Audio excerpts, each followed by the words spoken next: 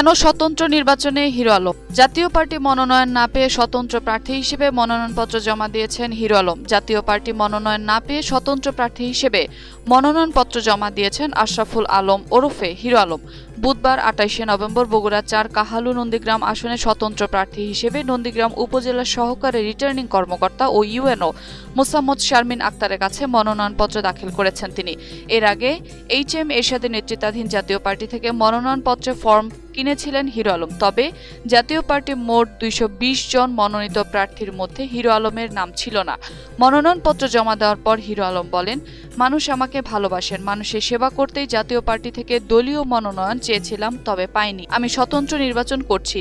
Hero Alam যে আসনে বগুড়া ৪ আসন কাহালু নন্দীগ্রাম থেকে স্বতন্ত্র প্রার্থী হিসেবে মনোনয়নপত্র দাখিল করেছেন, সেখানে ক্ষমতাসীন আওয়ামী লীগের কোনো প্রার্থী নেই। আসনটিতে নৌকা প্রতীক পেয়ে মনোনয়নপত্র জমা দিয়েছেন হাসানুল হক ইনু নেতৃত্বাধীন জাতীয় সমাজতান্ত্রিক দলের বর্তমান সাংসদ এ.কে.এম. রেজাউল করিম তাহসেন। বিএনপি থেকে জিয়া শিশু কিশোর সংগঠনের কেন্দ্রীয় সহসভাপতি মোশাররফ হোসেন, সাবেক সাংসদ জিয়াউর রহমান মোল্লা এবং জেলা বিএনপি সভাপতি সাইফুল ইসলাম মনোনয়নপত্র জমা দিয়েছেন।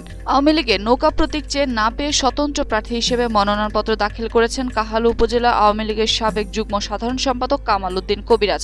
এছাড়াও জেলা জামায়াতের ইসলামী সাবেক নায়েব আমির ও কাহালু উপজেলা পরিষদের চেয়ারম্যান অধ্যক্ষ মাওলানা তায়েব আলী, অধ্যাপক আহসানুল হক এবং জাতীয় পার্টির নেতা রুহুল আমিন। ইসলামী আন্দোলন বাংলাদেশ থেকে মোহাম্মদ ইদ্রিস আলী, এনপিপি নেতা আইয়ুব আলী আসনটি থেকে নির্বাচন করতে মনোনয়নপত্র দাখিল করেছেন।